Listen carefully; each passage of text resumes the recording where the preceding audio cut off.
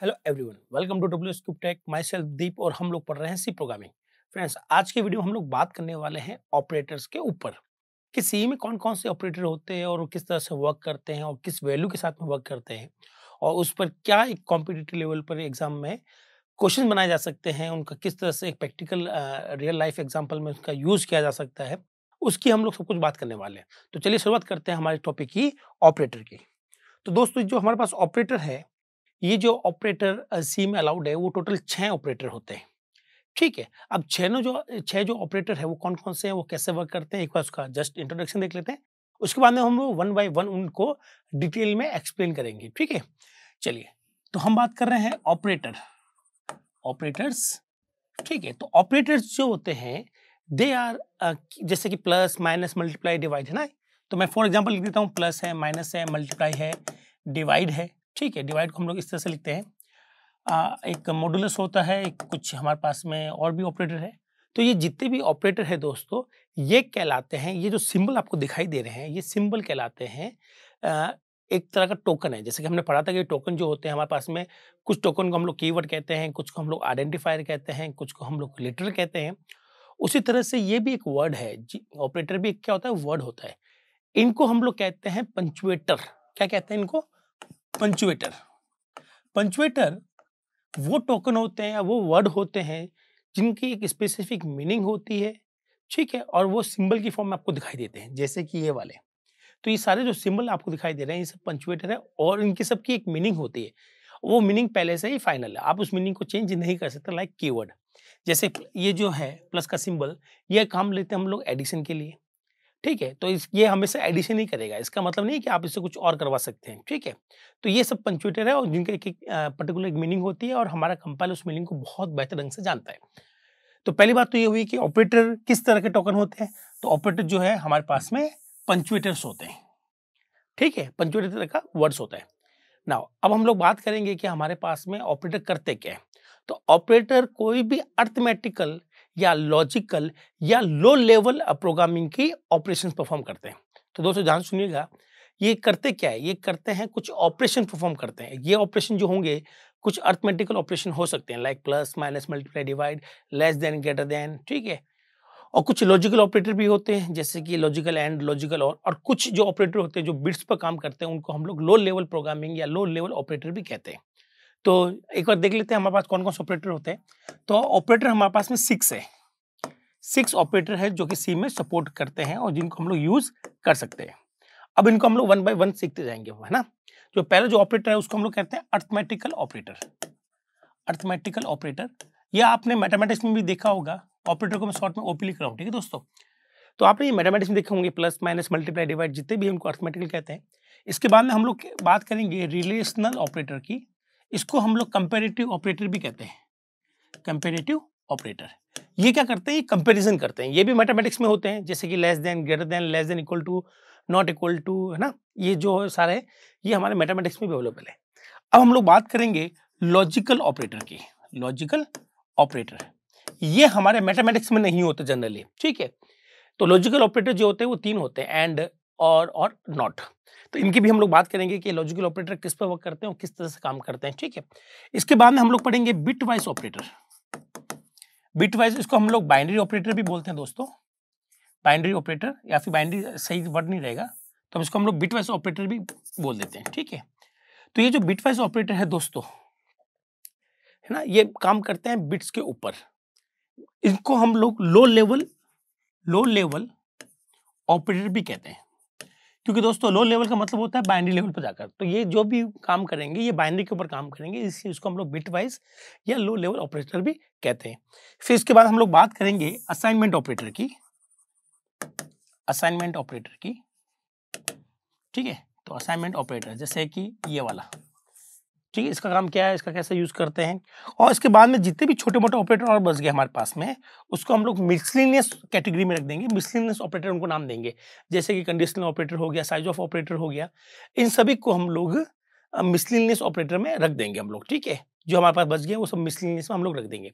तो ये हमारे पास में कैटेगरी रहेगी कि हमारे पास में कौन कौन से ऑपरेटर्स होते हैं और कौन से ऑपरेटर में क्या क्या काम होता है। चलिए अब इनको हम लोग वन बाय वन सीखते हैं।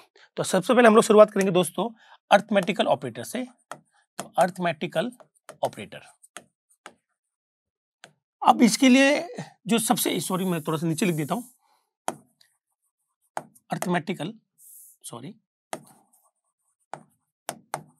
Arithmetical operator.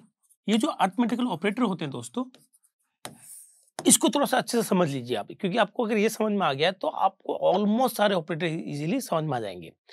तो अर्थमेटिकल ऑपरेटर करते क्या? अर्थमेटिकल ऑपरेटर अर्थमेटिकल परफॉर्म करते हैं, अर्थमेटिकल ऑपरेशंस परफॉर्म करते हैं, अर्थमेटिकल कैलकुलेशंस करते हैं, जो कि हमने मैथमेटिक्स में पढ़ा था। तो अब हमें यहाँ पर क्या ध्यान रखना है, सी में क्या ध्यान रखना है, उसकी हम लोग बात कर रहे हैं। तो आपको पहले तो ये ध्यान रखना है कि अर्थमेटिकल जो ऑपरेटर है वो किस तरह की वैल्यू पर काम करते हैं और वैल्यू पर काम करने के बाद में क्या जनरेट करते हैं ये, ठीक है। तो हम लोग बात करेंगे कि अर्थमेटिकल ऑपरेटर, ठीक है, operator perform arithmetical operation on numbers. हमारे पास जितने भी हमने नंबर लिटरल पढ़े थे दोस्तों, हमने 2 नंबर लिटरल पढ़े थे, इंटीजर और फ्लोटिंग, ठीक है। तो ये उन्हीं पर वर्क करेगा, ठीक है। आप इसको स्ट्रिंग के साथ में अगर अप्लाई करेंगे इस तरह के ऑपरेटर को तो इश्यूज आ जाएंगे, एरर आ जाएगी। तो आपको ध्यान रखना चाहिए कि किस पर वर्क करते हैं, ये वर्क करते हैं नंबर में। और नंबर में हमारे पास में क्या क्या आते हैं? नंबर में हमारे पास में आता है इंटीजर्स, ठीक है, रियल नंबर जो पॉइंट वाले, जिसको हम लोग फ्लोटिंग नंबर भी कहते हैं, फ्लोटिंग नंबर्स, ठीक है। एंड हमारे पास में आते हैं सिंगल कैरेक्टर कांस्टेंट। दोस्तों ये जो सिंगल कैरेक्टर कांस्टेंट है, ठीक है, जैसे हमने बात कही थी सिंगल कोट्स में लिखने वाले, ये भी होते तो दिखते तो हमें अल्फाबेट की फॉर्म में है, लेकिन ये है क्या, ये एक्चुअली में एक नंबर ही होता है। जैसे कैपिटल ए की मैं बात करता हूँ, फॉर एग्जांपल ये वाला, तो ये सिंगल कैरेक्टर कांस्टेंट है, लेकिन ये हमारी नजर में सिंगल कैरेक्टर कांस्टेंट है। सी जो इसका आस्की कोड जो होता है 65, उस पर वर्क करता है। तो अगर देखा जाए तो सिंगल कैरेक्टर कांस्टेंट भी क्या, एक तरह के नंबर होते हैं। तो हमारे पास यहाँ पर 3 वैल्यू पर हम लोग इस पर काम कर सकते हैं। इन 3 तरह की वैल्यूज पर, 3 तरह के नंबर्स पर, या 3 तरह के कांस्टेंट पर, या 3 तरह के लिटरल पर, आप कोई भी नाम दीजिए, इसको कांस्टेंट बोलिए, इसको लिटरल बोलिए, इसको वैल्यू बोलिए, केवल ये 3 ही वैल्यू है जिस पर अर्थमेटिकल ऑपरेटर काम करते हैं। इसका मतलब हमारे पास केवल एक टाइप बच गया है जिसको हम लोग कहते हैं स्ट्रिंग, उस पर ये काम नहीं करता। तो जनरली क्वेश्चन पूछा जाता है कि हमारे पास में ये जो प्लस है, माइनस है, या जितने भी अर्थमेटिकल ऑपरेटर है, ये किस के साथ में वर्क नहीं करते। तो हम लोग कहेंगे ये स्ट्रिंग टाइप जो भी होगा हमारे पास में डेटा वैल्यू, उस पर ये वर्क नहीं करेंगे, ठीक है। तो इसको थोड़ा सा ध्यान रखेंगे नाउ। तो इनके साथ वर्क करते हैं और करते क्या है, and they perform arithmetical operation on number and produce a new value, produce a new value. अब ये आपकी जो वैल्यू होगी दोस्तों, वो वैल्यू आपकी हो सकती है इंटीजर में और आपकी हो सकती है रियल नंबर में, मतलब नंबर ही करेगा, कैरेक्टर प्रोड्यूस नहीं करता। यहाँ ध्यान से सुनिएगा आप। तो मैं यहाँ पर कहूँगा या तो आपका ये जो नई वैल्यू मिलेगी या तो वो इंटीजर टाइप की होगी या रियल नंबर टाइप की होगी, कैरेक्टर टाइप आपको दोबारा कभी नहीं मिलेगा यहाँ पर। तो सोचने वाली बात यह है कि ये वर्क करते किस पर है और आपको मिलता वापस क्या है। इसकी अगर आपको नॉलेज हो गई तो दोस्तों ये हमारे के लिए ऑपरेटर चुटकों का खेल होता है। मतलब कोई बड़ी चीज नहीं है, बस आपको यहाँ पर जो चीज सीखनी होती है, जो चीज हमें जनरली बुक में मिस होती है, तो मैं अपने एक्सपीरियंस से बता रहा हूँ कि आप ये पता लगा लें कि ये ऑपरेटर किस किस तरह की वैल्यू पर काम करता है, और जब काम हो जाएगा तो किस तरह की वैल्यू को ये जनरेट करता है। अगर केवल आपको इतना सा याद हो गया या इतना सा समझ में आ गया तो ऑपरेटर पर काम करना बहुत ज्यादा इजी होने वाला है दोस्तों। तो हमारे यहाँ पर ये जो ट्रिक यूज कर रहे हैं, हमारा जो एक्सपीरियंस है, मैं अपने एक्सपीरियंस आपको बता रहा हूँ, वो आपका ये है, ठीक है। तो इसमें वापस देख लेते हैं ऑपरेटर जितने भी है, स्पेशली अर्थमेटिकल ऑपरेटर मैं आपको जो पढ़ा रहा हूँ। तो arithmetical operator arithmetical operation perform करता है जो हमने मैथमेटिक्स में पढ़े हैं। नंबर 2, ये काम किस पर करते हैं ये आपको पता होना चाहिए। तो इसका मतलब है अगर मैं प्लस अप्लाई करता हूं तो प्लस के दोनों तरफ यहाँ क्या आ सकता है, यहाँ आप कह सकते हो कोई नंबर आ सकता है सर, इंटीजर नंबर, ठीक है। आप कह सकते हो सर यहाँ पर इसके एक तरफ पॉइंट वाली वैल्यूज आ सकती है, इस तरह की जो रियल नंबर होते हैं। आप इस तरह का ऑपरेशन भी परफॉर्म कर सकते हो कैरेक्टर कांस्टेंट पर। तो आप इस तरह की वैल्यू पर भी काम कर सकते हो, आप रियल वैल्यू पर भी काम कर सकते हो, और आप सिंगल कैरेक्टर कांस्टेंट पर भी काम कर सकते हो। लेकिन जब इनका आउटपुट आएगा, चलो मैं आपको ये भी बता देता हूँ, ये किस पर काम नहीं कर सकता, स्ट्रिंग पर काम नहीं कर सकता। तो हम लोग यहाँ पर मल्टीप्लाई भी कर सकते हैं ना दोस्तों, मल्टीप्लाई कर सकते हैं, डिवाइड कर सकते हैं, कुछ भी कर सकते हैं हम लोग यहाँ पर। हम लोग काम किस पर नहीं कर सकते, जैसे कि मैंने लिखा हेलो, ये एक स्ट्रिंग है और आपने मल्टीप्लाई कर दिया उसको किससे, हाई से, तो ये चीज अलाउड नहीं है, ये चीज अलाउड नहीं है सी के अंदर। सी ये कहता है कि भैया मल्टीप्लाई ऑपरेटर तभी अप्लाई कर सकते हैं जब दोनों तरफ क्या हो, या तो इंटीजर हो या रियल नंबर हो या सिंगल कैरेक्टर कांस्टेंट हो। आप स्ट्रिंग पर इस तरह का ऑपरेशन परफॉर्म नहीं कर सकते। ठीक है, यहाँ तो एक चीज क्लियर होगी, हम लोग किस पर काम कर सकते हैं, किस पर काम नहीं कर सकते। फिर मैं बात करूंगा दोस्तों कि हमारे पास में जब काम हो जाएगा तो आंसर किस में आएगा। ठीक है, तो मैं इसको पूरा इरेज कर देता हूं। तो जैसे कि मैं आपको एग्जांपल यहां से अच्छे से क्लियर कर देता हूं। मैं एग्जांपल लेता हूं मल्टीप्लाई का। ठीक है, मल्टीप्लाई के दोनों तरफ इंटीजर आ सकते हैं और इसका जो रिजल्ट भी आएगा, ठीक है, मैं इसको एक नंबर ना लिखकर यहां पर लिख देता हूं इंटीजर, इंटीजर और इंटीजर। तो हम लोग इंटीजर को मल्टीप्लाई कर सकते हैं, इसका आंसर हमेशा इंटीजर में ही आएगा। ठीक है, अगर मेरे पास कोई रियल नंबर है, कोई पॉइंट वाला वैल्यू है, तो आप उस पर भी वर्क कर सकते हो, आपका आंसर भी क्या आएगा, रियल में ही आएगा। अगर आपके पास करेक्ट कांस्टेंट है दोस्तों, लाइक ऐसे, ठीक है, तो अगर आप इस पर वर्क करते हैं, अगर आप इस पर वर्क करते हैं, सॉरी यहाँ पे सिंगल कोट्स आएगा, तो आपको हमेशा इंटीजर ही मिलेगा। ठीक है, और अगर मैं कहता हूं मेरे पास में ऐसा है हेलो इनटू हाई, ठीक है, हेलो इनटू हाई, तो आप कहेंगे सर यहाँ पर एरर है क्योंकि मल्टीप्लाई स्ट्रिंग के साथ काम नहीं करता। तो ये आपको पता होना चाहिए कि किसके साथ ये काम करता है, किसके साथ काम नहीं करता, और आपको पता होना चाहिए कि रिजल्ट में हमें क्या मिलने वाला है। तो अगर आपको ये समझ में आ गया है तो दोस्तों ऑपरेटर बहुत ज़्यादा इजी टॉपिक है, ये ज़्यादा कॉम्प्लिकेटेड नहीं है। सी में, सी में ऑलमोस्ट सारे कॉन्सेप्ट जो है हमारे पास में, सिवाय एक कॉन्सेप्ट को छोड़कर, वो है पॉइंटर, वो थोड़ा सा कंफ्यूजिंग रहता है। इसके अलावा सारे कॉन्सेप्ट बहुत ज़्यादा इजी है, बस आपको उसको अपने सही ढंग से अपने दिमाग में फिट करना होता है, उसके बाद में ये बिल्कुल ईजी लैंग्वेज हो जाती है। ठीक है, चलो यहाँ तक क्लियर हो गया। अब हम बात करते हैं कि कौन कौन से ऑपरेटर होते हैं अर्थमेटिकल में, कौन कौन से ऑपरेटर आएंगे। ठीक है, उसकी हम लोग बात कर लेते हैं। तो दोस्तों अर्थमेटिकल जो ऑपरेटर है, इसको मैं शॉर्ट में एओ लिखता हूं, ये हमारे पास में दो टाइप के होते हैं। यहाँ पर जो टाइप की बात मैं कर रहा हूँ वो दो टाइप के होते हैं। ठीक है, चलिए कैसे, आपने मैथमेटिक्स में अगर कोई ये ऐसी इक्वेशन देखी होगी, ठीक है, तो आप कहेंगे सर ये तो इक्वेशन मैथमेटिक्स में होती है और जिसका रिजल्ट आएगा 5, ये सही है। तो मैं आपसे पूछता हूँ, क्या आपने कभी मैथमेटिक्स में ऐसा देखा है -2? आप कहेंगे सर यस सर, ये -2 होता है मैथमेटिक्स में। +2 ये भी होता है, और +2 को हम लोग +2 जनरली लिखते नहीं है, क्योंकि खाली 2 लिखा जाएगा तो भी वो प्लस का 2 माना जाता है। ठीक है, ये भी अलाउड है, ये भी अलाउड है। ठीक है, तो ये जो ऑपरेटर्स है हम लोग इसी की बात कर रहे हैं। ठीक है, अब देखिए ध्यान से दोस्तों, ये जो ऑपरेटर है इसको काम करने के लिए दो वैल्यू की रिक्वायरमेंट होती है, दो ऑपरेंड की रिक्वायरमेंट होती है। यहां ध्यान से देखना आपको, जैसे अगर मैं इतना लिखूं 2+, तो ये दे देगा एरर, वो कहेगा भैया second value is missing, second value is missing. तो ऐसे ऑपरेटर जिसको काम करने के लिए एटलीस्ट दो वैल्यू चाहिए, एटलीस्ट क्या एग्जैक्टली दो वैल्यू चाहिए मैं बात करूंगा, तो उसको हम लोग कहेंगे बाइनरी ऑपरेटर। क्या कहेंगे, बाइनरी ऑपरेटर। बाइनरी ऑपरेटर हम लोग उसको डिनोट करते हैं या उस ऑपरेटर को कहते हैं जिसके लिए हमें कितनी वैल्यू चाहिए, दो वैल्यू चाहिए। जैसे कि ये जो प्लस है, इसको काम करने के लिए आपको सेकंड वैल्यू जरूर देनी पड़ेगी, अदरवाइज ये सॉल्व नहीं कर पाएगा, एरर देता रहेगा। तो ऐसे ऑपरेटर क्या कहलाएंगे, बाइनरी ऑपरेटर। तो मैं यहाँ कह देता हूँ पहला ऑपरेटर था बाइनरी अर्थमेटिकल ऑपरेटर। और कुछ ऑपरेटर ऐसे भी है दोस्तों जिसको काम करने के लिए सिंगल वैल्यू की रिक्वायरमेंट होती है, उसको दो वैल्यू नहीं चाहिए, जैसे कि ये माइनस वाला, ठीक है, जैसे ये वाला प्लस वाला। तो इनको हम लोग कहेंगे यूनरी ऑपरेटर। यूनरी मतलब होता है सिंगल। तो जहां आपको एक ही ऑपरेंड चाहिए, एक ही वैल्यू चाहिए, उस पर हमें ऑपरेटर लगाने हैं।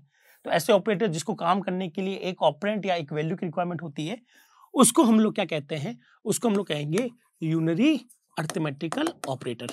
तो आपको ये दोनों कैटेगरी समझ में आनी चाहिए बस दोस्तों, और कुछ नहीं है। अगर आपको ये समझ में आ गया तो अब हम लोग देख सकते हैं कि हमारे पास में कौन कौन से ऑपरेटर होते हैं और वो कैसे काम करते हैं। तो यहाँ तक आपको क्लियर है। अब हम लोग आते हैं, बढ़ते हैं इसकी तरफ कि बाइनरी ऑपरेटर कौन कौन से होते हैं। ठीक है, तो बाइनरी ऑपरेटर हमारे पास में एक तो प्लस है, माइनस, ठीक है, मल्टीप्लाई, डिवाइड के लिए दोस्तों ये काम में लेते हैं, और एक होता है परसेंट। एक क्या होता है, परसेंट। ये हमारा काम करता है मॉडुलस का। तो इनके मैं नाम लिख देता हूँ। इसको हम लोग कहते हैं एडिशन, बाइनरी एडिशन। ठीक है, तो बाइनरी एडिशन ना लिखकर, चलो मैं लिख देता हूँ यहाँ पर, बाइनरी एडिशन है ये, दिस इज बाइनरी एडिशन। ये क्या है, बाइनरी सब्ट्रैक्शन, बाइनरी सब्ट्रैक्शन। ये क्या है, ये है बाइनरी मल्टीप्लिकेशन, बाइनरी मल्टीप्लिकेशन। ठीक है, ये क्या है, ये हमारे पास बाइनरी डिवीजन, ठीक है। और ये क्या है, ये हमारे पास में बाइनरी मॉडुलस है, इसको हम लोग मॉडुलस ऑपरेटर कहते हैं। ठीक है, काफी ऑथर इसको रिमाइंडर ऑपरेटर भी कहते हैं, क्योंकि ये रिमाइंडर देता है ना, तो इसको रिमाइंडर ऑपरेटर भी कहा जाता है। ठीक है, तो ये तो हो गया हमारे पास 5। यहाँ हमारे पास बात करते हैं कि यहाँ कौन कौन से ऑपरेटर है। तो यहाँ हमारे पास में एक तो है ये और ये। ठीक है, 4 होते हैं। इसको क्या बोलते हैं? तो दोस्तों इसको तो बोलते हैं बाइनरी एडिशन, और इसको हम लोग बोलते हैं यूनरी प्लस। अब आप सोच रहे होंगे सर ये प्लस को आपने 2 बार लिखा है, यहाँ पर बाइनरी एडिशन लिख रहे हो, यहाँ पर आप यूनरी प्लस लिख रहे हैं। तो दोस्तों हम लोग इसकी जल्दी बात करने वाले हैं। तो यहाँ पर ये प्लस है जो बाइनरी काम करता है, यहाँ पर जो प्लस है वो प्लस का काम करता है। तो ये क्या चीज है, ये हम लोग बहुत जल्दी सॉल्व करने वाले हैं। आप इसका एक नाम देख लीजिएगा। और ये है हमारे पास यूनरी माइनस, और ये है यूनरी इंक्रीमेंट, और ये है दोस्तों यूनरी डिक्रीमेंट। ये बड़े इंपॉर्टेंट हो जाते हैं, क्योंकि ये दोनों हमारे पास मैथमेटिक्स में अवेलेबल नहीं रहते हैं। तो ये हमारे लिए बहुत इंपॉर्टेंट हो जाते हैं सी के अंदर, और इनके ऊपर काफी बड़े बड़े क्वेश्चंस बनाए जाते हैं। मतलब अगर आप कैंपस में बैठे हैं, अगर आप कॉम्पिटिटिव लेवल पे बैठे हैं, या फिर आप कोई ढंग का प्रोग्राम बना रहे हैं जो कि रियल वर्ल्ड का प्रोग्राम हो, तो इंक्रीमेंट और डिक्रीमेंट के बिना तो प्रोग्राम पॉसिबल ही नहीं दोस्तों। ये बहुत ही काम की चीज होती है। आप जब भी लूप बनाएंगे तब इनका काम लेते हैं। ठीक है, आप कहीं भी काउंटर लगाएंगे तो इनका काम लेते हैं, अगर आप टाइमर बना रहे हैं तो भी आप इनका काम लेंगे। तो ये बहुत ही ज्यादा काम आने वाला टॉपिक है हमारा। और ये बड़े मजेदार बात है कि ये मैथमेटिक्स में नहीं होते, ये सी में होते हैं। तो सी में इनका रोल क्या रहता है, ये किस तरह से वर्क करते हैं, इनकी क्या क्या फॉर्म होती है, ये सब हम लोग डिटेल में करने वाले हैं हमारे इस सेक्शन के अंदर, जिसको हमने नाम दिया है ऑपरेटर। ठीक है, तो अभी हम लोग बात कर लेते हैं कि हमारे पास में सबसे पहले जो कंफ्यूजन आ रही है उसको हम लोग क्लियर करेंगे कि सर एक्चुअली में ये प्लस है क्या। इसको हम लोग एडिशन बोलेंगे या प्लस बोलेंगे, मतलब ये जो प्लस है वो ये वाला है, या ये जो प्लस है वो ये वाला है। तो इसकी हम लोग डाउट क्लियर कर लेते हैं। ठीक है, तो बाकी वाला मैं इरेज कर देता हूं आपके लिए। अब हम लोग देख रहे हैं कि हमारे पास में कि ये जो प्लस है वो कैसे काम करता है, यूनिटरी वाला प्लस है या एडिशन वाला प्लस है। ठीक है, इसकी हम लोग बात कर रहे हैं। तो दोस्तों यहाँ पे एक रूल होता है। ठीक है, वो रूल ये है कि हमने यहाँ पर लिखा, सपोज करो मैं लिख रहा हूँ 2 और प्लस। क्या लिख रहा हूँ? 2 प्लस लिख रहा हूँ। तो अब मैं आपसे सिंपल सा क्वेश्चन पूछता हूँ, क्या दोस्तों आपने कभी मैथमेटिक्स में इस तरह से देखा है कुछ 2 प्लस लिखा हुआ? नहीं। तो ये एक एरर है। ये कहेगा कि ये जो है ये एक बाइनरी ऑपरेटर है, और बाइनरी ऑपरेटर को यहाँ पर काम करने के लिए एक और वैल्यू की रिक्वायरमेंट होगी। ठीक है, तो यहां जब प्लस है, ये जो प्लस है वो एडिशन वाला है। कौन सा? एडिशन वाला। ये बाइनरी ऑपरेटर है। ठीक है, अब मैं आपको कहता हूं क्या आपने मैथमेटिक्स में +2 देखा है? तो आप कहेंगे यस सर, +2 तो होता है मैथमेटिक्स में। तो ये जो प्लस है ये हमारे पास में यूनरी वाला प्लस है, ये एडिशन नहीं है। इसको और कोई वैल्यू नहीं चाहिए होगी दोस्तों। तो याद रखिएगा, ये प्लस यूनरी वाला प्लस बनेगा या ये बाइनरी वाला एडिशन बनेगा, ये डिपेंड करता है उसकी पोजीशन के ऊपर। तो यूनरी ऑपरेटर ये कब बनता है? जब ये वैल्यू से पहले लगाया जाएगा। इसका मतलब है आप अगर लिखना चाहें, आप कह सकते हैं सर यूनरी प्लस कब माना जाता है? तो मैं कहता हूं अगर आपके पास प्लस है, ठीक है, और यहां पर कोई भी एक ऑपरेंट आ गया है, कोई भी एक वैल्यू आ गई है, ठीक है, या कोई भी एक वेरिएबल आ गया है, तो ये आपका यूनरी बन जाएगा। तो यूनरी ऑपरेटर हमेशा वैल्यू के पहले लिखे जाते हैं। ठीक है, यूनरी ऑपरेटर हमेशा वैल्यू से पहले लिखे जाते हैं। तो ये यूनरी का बन जाएगा, ये हो जाएगा यूनरी प्लस। ठीक है, और बाइनरी एडिशन कैसे लिखेंगे हम लोग? बाइनरी एडिशन, तो अगर आपके पास कोई वैल्यू है और उसके बाद में आपने प्लस का यूज किया है, तो जाहिर सी बात है ये बाइनरी ऑपरेटर बनेगा। अब ये यूनरी वाला काम बिल्कुल नहीं करने वाला है। तो ये बन गया हमारा बाइनरी ऑपरेटर। अगर आपने कुछ इस तरह से सिंटेक्स लिखा है तो ये बाइनरी ऑपरेटर है, और ये आपसे एक वैल्यू की और उम्मीद करेगा। अगर आप नहीं देंगे तो एरर आ जाएगी, और देंगे तो आपका काम सॉल्व हो जाएगा, क्योंकि इतना पॉसिबल नहीं है। तो कहने का मतलब है कि यूनरी ऑपरेटर जो है ये हमेशा ऑपरेंड के पहले लिखे जाते हैं, जबकि हम बात करें बाइनरी ऑपरेटर की तो ये वैल्यू के आफ्टर लिखे जाते हैं। ये लिखा जाता है बिफोर, ये लिखा जाता है आफ्टर। तो इसी वजह से हमारा कंपाइलर इसको पहचान लेता है कि ये हमारा यूनरी वाला है या बाइनरी वाला है। ठीक है, तो आपको यहां से ये बिल्कुल क्लियर हो गया होगा कि ये जो प्लस है वो क्या बन रहा है। चलिए एक बार इसको वापस से और देख लेते हैं। अगर मैं आपसे इसी तरह क्वेश्चन पूछूं कि दोस्तों अगर मैंने इतना लिखा है -3, अब मैं आपसे पूछता हूँ ये क्या है, तो आप कहेंगे सर यहाँ वैल्यू से पहले एक माइनस है, और माइनस हमारे पास में सब्ट्रैक्शन भी हो सकता है और माइनस भी हो सकता है, दोनों चीज अवेलेबल है। क्योंकि ये पहले है तो जाहिर सी बात है ये होगा हमारे पास में यूनरी माइनस। ठीक है, अगर मैं आपको कहता हूं कि ऐसा कुछ लिखा हुआ है, ठीक है, तो आप कहेंगे सर ये जो माइनस है ये वैल्यू के बाद में आया है, और कौन है जो वैल्यू के बाद में आता है? आप कहेंगे सर बाइनरी ऑपरेटर होते हैं, वो हमारे वैल्यू के बाद में लिखे जाते हैं। ठीक है, तो यहां पर ये क्या बन गया? ये बन गया बाइनरी सब्ट्रैक्शन। यस नो, इस तरह से पहचान होती है। और वो यहां आपको एक एरर भी दे देगा, वो कहेगा भाई मैं तो बाइनरी हूं, मुझे एक वैल्यू और चाहिए। तो इस तरह से हमारा कंपाइलर आइडेंटिफाई कर लेता है कि वो यूनरी अरिथमेटिकल ऑपरेटर है या बाइनरी अरिथमेटिकल ऑपरेटर है। तो आप यहाँ पर बिल्कुल कंफ्यूज मत हो जाइएगा कि प्लस जो है उसको आप लोग एडिशन माने या कम ये माने। तो आपके मानने पर नहीं होगा, यहाँ पर जो कंपाइलर समझता है आप उसको उसी फॉर्म में समझाएंगे तो हमारा कंपाइलर आपके प्रोग्राम को बहुत अच्छे से रन करने वाला है without any error. I hope आपको ये समझ में आया होगा। तो अब हम लोग इन पर काम करना शुरू करते हैं दोस्तों। ठीक है, अब हम लोग देखते हैं कि प्लस माइनस मल्टीप्लाई डिवाइड ये किस तरह से काम करते हैं और किस तरह से ये वैल्यू प्रोड्यूस करते हैं। चलिए शुरू करते हैं। शुरुआत में सबसे पहले हम लोग डिस्कस करेंगे आज, वो करेंगे बाइनरी एडिशन। बाइनरी एडिशन से हम लोग करने वाले हैं शुरुआत। अब ये जो बाइनरी एडिशन है ये वाला सिंबल इसके लिए हम लोग यूज करेंगे। ठीक है, ये करता क्या है? ठीक है, चलिए इसको हम लोग शुरुआत कर लेते हैं।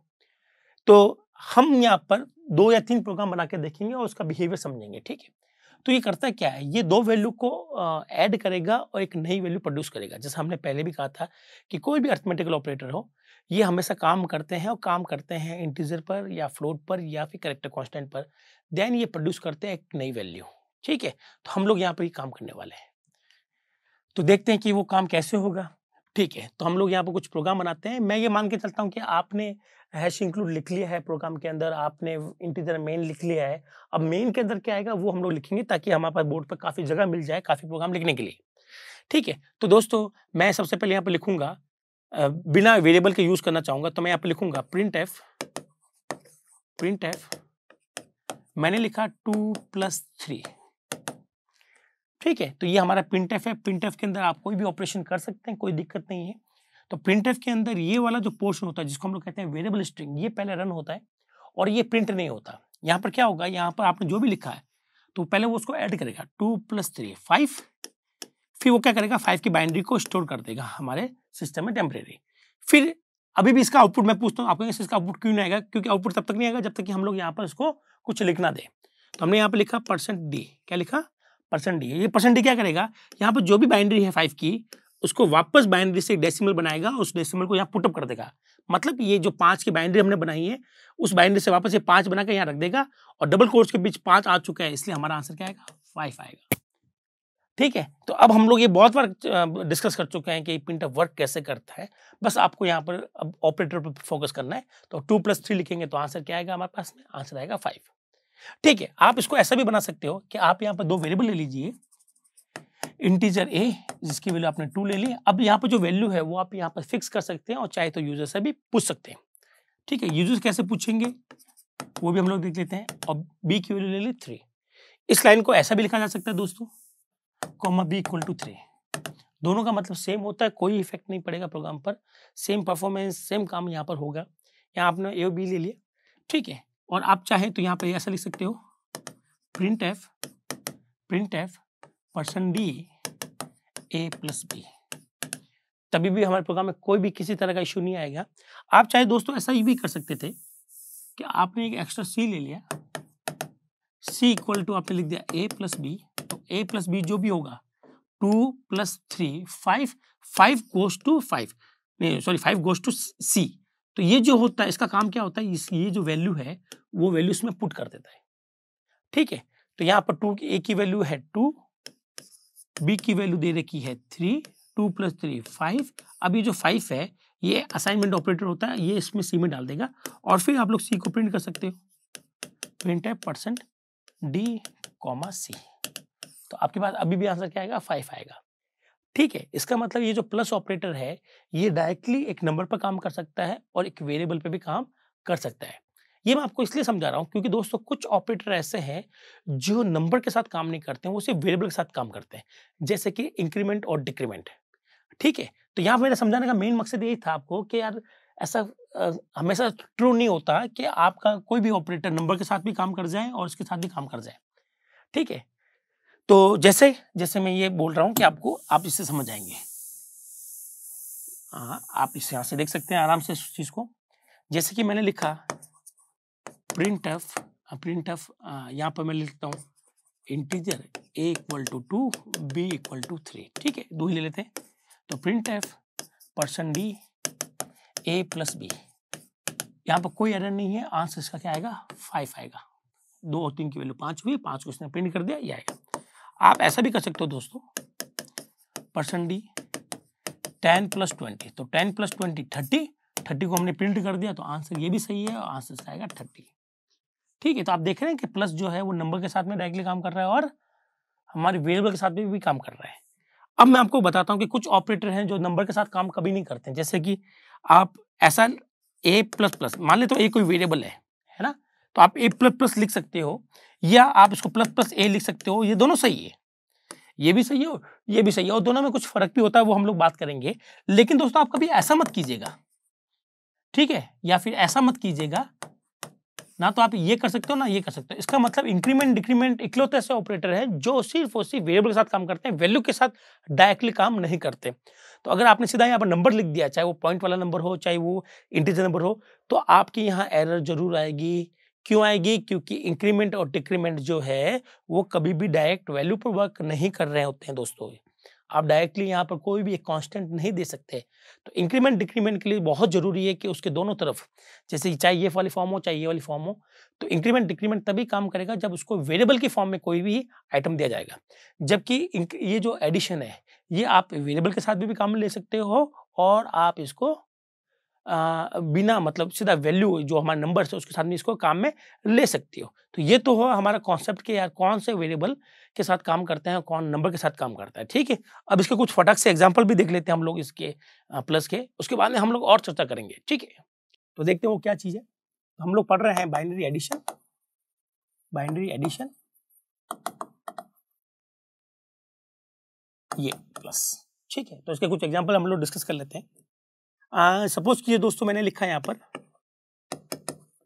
प्रिंट ऑफ और हमने यहाँ पर लिख दिया है, एक तो ये ले लेते हैं हम लोग, इसकी डिस्कस करेंगे। एक हम लोग एक और एग्जांपल लेंगे और एक और एग्जांपल ले लेते हैं ताकि हम आपको बेटर ढंग से एक्सप्लेन कर सकें। पहला आंसर देखिएगा, चलो मैं इसको थोड़ा सा जगह दे देता हूँ यहाँ पर ताकि हमें अच्छे से स्पेस मिल जाए लिखने के लिए। ठीक है, तो सबसे पहले मैं यहाँ पे एक इंटीजर लेता हूँ। क्या लेता हूँ? इंटीजर। तो मैंने लिया 10 + 20। क्या लिया मैंने? 10 + 20। तो 10 + 20 30 क्या एक इंटीजर है, तो हम लोग यहाँ पर b लगाएंगे तो हमें आंसर मिल जाएगा 30।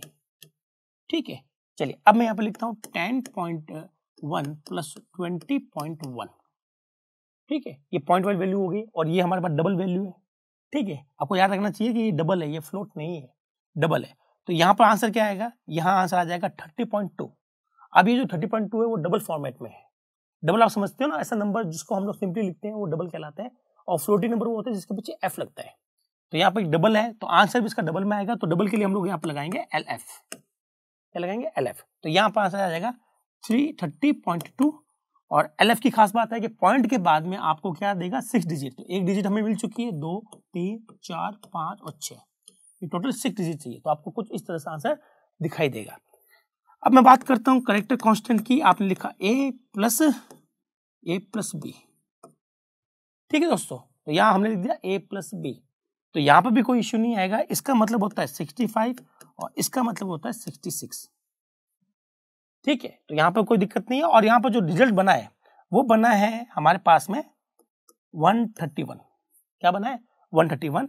तो 131 एक नंबर है, तो आप इसको यहाँ पर डी के साथ में इसको प्रिंट करेंगे तो आपका ये भी सही हो जाएगा और 131 इसका आंसर आ जाएगा। अगर आपने यहाँ पर स्ट्रिंग लिखी है या कोई भी 2 स्ट्रिंग को ऐड किया है वो किया है, तो यहाँ पर दोस्तों सिंपली एक एरर आने वाली है। तो आई होप आपको प्लस के बारे में सारी जानकारी मिल गई होगी। प्लस बहुत ईजी है, ये बिल्कुल वैसा ही है जैसा आप लोग काम करते हैं। बस आपको यहाँ पर ध्यान रखना है कि इनका रिजल्ट जो आएगा, कि इसका रिजल्ट या इसका रिजल्ट या इसका रिजल्ट, वो रिजल्ट किस फॉर्म में आपको मिल रहा है। यहाँ इंटीजर की फॉर्म में मिल रहा है, यहाँ पर भी इंटीजर की फॉर्म में मिल रहा है, इसलिए आपने इंटीजर कन्वर्जन स्पेसिफाई काम में लिया है। यहाँ आपको डबल की फॉर्म में मिल रहा है, तो आपने यहाँ पर डबल का काम में लिया है। हाँ, अगर आप फ्लोट पर काम करना चाहते हैं दोस्तों, तो मैं आपको बता देता हूँ आपको क्या करना पड़ेगा। जैसे आपने लिखा 20, ये आपका फ्लोट नंबर हो गया है। ठीक है, और ये भी आपका क्या हो गया, फ्लोट का नंबर हो गया। तो अगर आप फ्लोट पे काम करना चाहेंगे तो आपको यहाँ पर फ्लोट वाला काम में लेना पड़ेगा, जिसको हमने नाम दिया f। ठीक है, तो आपको आंसर मिल जाएगा 30.0, और ये भी f जो है वो पॉइंट के बाद में 6 डिजिट देता है टोटल, अगर नहीं है तो एक्स्ट्रा 0 लगा देगा वो। तो इसका आंसर ये मिलने वाला है। तो आई होप आपको ये पूरा क्लियर हुआ होगा कि f के साथ काम कैसे करें। ठीक है, LF कब काम में लेना है और यहाँ पर किस तरह का ऑपरेशन है। अब ऑपरेशन चाहे आप यहाँ लिखें या बाहर लिखें, किसी वेरिएबल में डाल दें, उस वेरिएबल को यहाँ पुट कर दें, उससे कोई फर्क नहीं आ रहा है। तो चाहे तो यहाँ पर नंबर लिए हैं, चाहे आप यहाँ पर डायरेक्टली वेरिएबल ले लें, इससे कोई फर्क नहीं पड़ता, ऑपरेशन वही होगा। और ऑपरेशन के साथ साथ में इनके कन्वर्जन स्पेसिफायर भी आपको पता होने चाहिए कि इसका रिजल्ट क्या बना हुआ है। ठीक है, चलो एक और आपकी हेल्प के लिए मैं एक और एग्जाम्पल यहाँ पर लेना चाहूँगा। मान लेते हैं मेरे पास में एक दे रखा है इंटीजर a इक्वल टू 2 और b इक्वल टू 3। ठीक है, और एक मैंने ले लिया c, तो मैं c इक्वल टू लिखता हूँ 2 + 3। तो आपको सॉरी, यहाँ पर हम लोग a और b का यूज कर लेते हैं। तो a और b की वैल्यू क्या है, 2 और 3, तो 2 + 3 5, c गोज टू 5। अब c में जो है वो क्या है, एक 5 एक इंटीजर है। तो आप जब भी इसको प्रिंट करेंगे, c को आप प्रिंट करेंगे दोस्तों, तो आपको यहाँ %d का यूज करना होगा। ठीक है, ये एकदम सही है। अगर यहाँ आपने कोई फ्लोटिंग वाला ले लिया है, ठीक है, तो फिर आपको उसका कोई आंसर बदलना पड़ता है। इस कहने का मतलब ये है मेरा कि आप यहाँ पर c को जब प्रिंट कर रहे हैं, आपने ये डायरेक्टली यहाँ a + b ना लिखकर आपने क्या किया, a + b लिखकर c में डाल दिया, फिर c को प्रिंट किया। यहाँ पर ये जो लगाया जाता है वो लगाया जाता है कि इसमें किस तरह की वैल्यू है। ठीक है, या आप कहेंगे कि सर यहाँ पर किस तरह का ऑपरेशन परफॉर्म हो रहा है, उसके अकॉर्डिंग यहाँ डिसाइड किया जाता है। अगर यहाँ पॉइंट वाली वैल्यू का ऑपरेशन परफॉर्म हो रहा है या पॉइंट वाली वैल्यू है यहाँ पर किसी वेरिएबल के अंदर, तो आपको उसको अकॉर्डिंग यहाँ फाइनल करना होता है। तो ये तो छोटा सा कॉन्सेप्ट है जो आपको हमेशा ध्यान रखना पड़ता है। तो यही 2-3 छोटे-छोटे कॉन्सेप्ट है दोस्तों, जिस कारण लोगों को सी थोड़ी सी टफ लगती है, ऑपरेटर थोड़े से कंफ्यूजिंग लगते हैं। अगर 2 या 3 कॉन्सेप्ट आप लोग क्लियर कर लें तो आपके लिए बहुत ज्यादा आसानी होने वाली है। तो पहला जो कॉन्सेप्ट होता है वो ये होता है कि आपका जो ऑपरेशन है, जैसे अर्थमेटिकल ऑपरेशन है, तो उसमें यूनरी और बाइनरी को कैसे पहचानें। तो मैंने आपको बताया था कि हमारे पास अगर कोई वैल्यू है, ये आपकी वैल्यू है और आपका ऑपरेटर उससे बिफोर में आ रहा है, मतलब पहले आ रहा है, तो आप इसको यूनरी ऑपरेटर कहेंगे। और अगर ऑपरेटर उस वैल्यू के बाद में आ रहा है तो आप उसको क्या कहेंगे, बाइनरी ऑपरेटर कहेंगे। इतना सा ध्यान रखना है। दूसरा, कौन सा ऑपरेटर वैल्यू के साथ में भी काम कर लेता है, नंबर के साथ भी काम कर लेता है और वेरिएबल के साथ भी काम कर लेता है। आप कहेंगे सर सारे काम करते हैं सिवाय इंक्रीमेंट और डिक्रीमेंट को छोड़कर। ये इंक्रीमेंट डिक्रीमेंट इकलौती ऐसे आइटम है जिनको काम करने के लिए केवल और केवल वेरिएबल चाहिए। उनको नंबर अगर आपने दे दिया तो वो इस वहां पर एक एरर दे देगा। नंबर 3, आपको ये पता होना चाहिए कि प्रिंटफ जब आप लोग प्रिंट कर रहे हैं तो उस समय यहाँ पर किस तरह की वैल्यू जनरेट हो रही है, किस तरह की वैल्यू यहाँ पर लिखी गई है, किस तरह का वेरिएबल यहाँ लिखा गया है, उसके अकॉर्डिंग आपको यहाँ पर कन्वर्जन स्पेसिफायर फाइनल करना होता है। अगर आप इन 3 चीजों का ध्यान रखेंगे तो आपके प्रोग्राम में कहीं भी किसी भी तरह की कोई भी एरर का आना ऑलमोस्ट इम्पॉसिबल हो जाएगा। तो बस आप इन्हीं चीजों को ध्यान रखिएगा। और हम लोग प्रैक्टिस कर रहे हैं, अभी हम लोग माइनस की बात कर लेते हैं। ठीक है, तो हमने यहाँ पे लिखा सेकंड नंबर 2, हमने लिखा बाइनरी सब्ट्रैक्शन। बाइनरी सब्ट्रैक्शन ये वाला, इसकी हम लोग बात करने वाले हैं। अब ये बाइनरी सब्ट्रैक्शन करता क्या है, ये बिल्कुल वही करता है जो हमारा मैथमेटिक्स करता है। ये एक वैल्यू को दूसरी वैल्यू से रिमूव कर देता है। तो पहली बात तो ये कि ये भी वेरिएबल के साथ भी काम करेगा, प्लस ये हमारा नंबर के साथ में भी काम कर लेगा। इसका मतलब ये हुआ कि अगर मैं ऐसा लिखूं प्रिंट एफ, ठीक है, यहां मैंने लिख दिया है 3 - 2, तो ये काम करेगा। 3 - 2 1 आएगा और 1 को हम लोग यहाँ पर प्रिंट करेंगे डी के साथ में। ठीक है, तो आंसर हमारा 1 आ जाएगा। हाँ, अगर आपने दोस्तों ऐसा किया है 2 - 3, तो यहाँ से 2 में से 3 गया, इसका मतलब आंसर है -1। और -1 किस तरह का नंबर है, एक इंटीजर नंबर है, तो डी लगाएंगे तो हमें आंसर पर क्या मिल जाएगा, -1 मिल जाएगा। बिल्कुल सही है, कोई दिक्कत नहीं है। तो आप इस माइनस का यूज डायरेक्टली नंबर के साथ में कर सकते हो, या आप ऐसा भी कर सकते हो दोस्तों कि आपने यहाँ पर 2 वेरिएबल ले लिए हैं, ए की वैल्यू ले लिए 2, बी की वैल्यू ले लिए 3।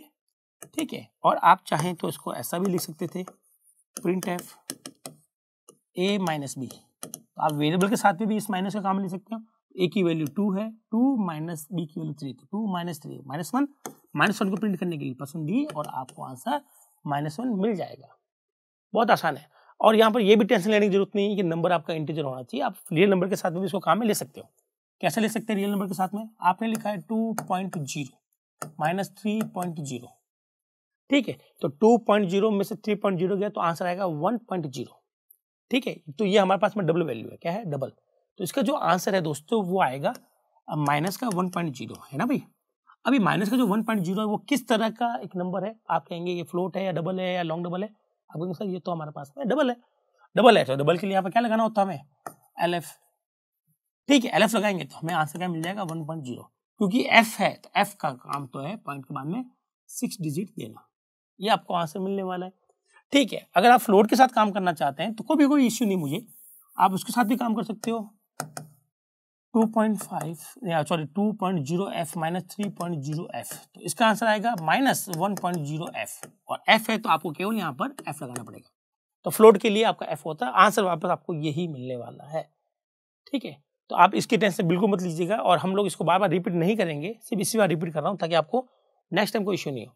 और आप सीधा नंबर को आप किसी वेरिएबल में डाल सकते हैं, यहाँ आप लोग यहाँ पर ले सकते हैं डबल, ठीक है, डबल लिया तो आप इसको ऐसा भी कर सकते हैं 2.0 कॉमा बी की वैल्यू आपने ले ली 3.0, ठीक है, आप इस तरह से ले लीजिए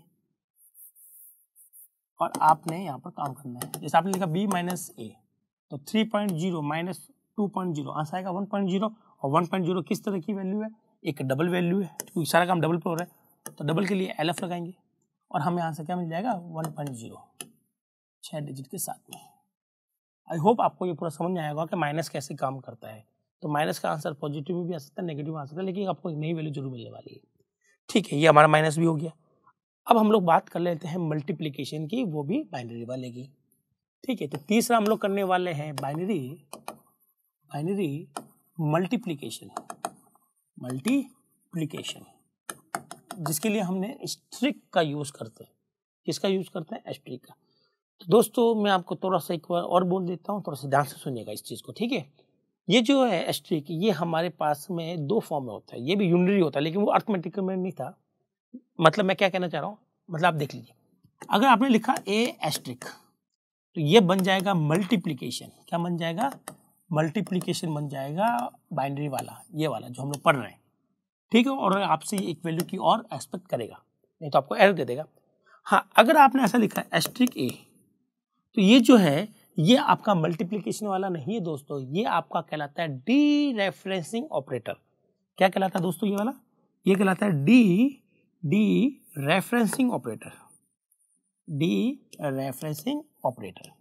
तो ये चीज क्या है? ये एक अलग ही चीज है, एक अलग ही ऑपरेटर है, इसको हम लोग मिसलिनियस ऑपरेटर में करेंगे, ठीक है। तो ये हम लोग बाद में करेंगे, ठीक है, मिसलिनियस के अंदर। तो जिस तरह से प्लस भी 2 फॉर्म में आ रहा था, एक एडिशन की फॉर्म में आ रहा था, एक यूनिटरी प्लस की फॉर्म में आ रहा था, उसी तरह से ये जो स्टार है जिसको हम लोग एस्ट्रिक कहते हैं कंप्यूटर की भाषा में, ये भी आपके 2 फॉर्म में आपको मिलता है। एक तो मिलता है आपको यहाँ पर मल्टीप्लीकेशन की फॉर्म में, एक आपको मिलता है डी रेफरेंसिंग की फॉर्म में, ठीक है। अब ये डी रेफरेंसिंग वाला क्या है, ये हम लोग आगे फ्यूचर में करेंगे मिसलिनियस ऑपरेटर के अंदर इसको, ठीक है। तो अभी आपको मैं बता देता हूँ, क्योंकि हमें मल्टीप्लीकेशन से मतलब है, और मल्टीप्लीकेशन एक बाइनरी होता है, जबकि डी रेफरेंसिंग एक यूनरी होता है, और यूनरी है तो उसको पहले लिखा गया था, और अगर बाद में आया तो ये बाइनरी बन जाता है, और हम लोग उसी की बात कर रहे हैं, बाइनरी की, ठीक है। ये करता क्या है? ये मल्टीप्लीकेशन करता है। अब आपको तो पता ही होगा कि मल्टीप्लीकेशन क्या होता है, ठीक है।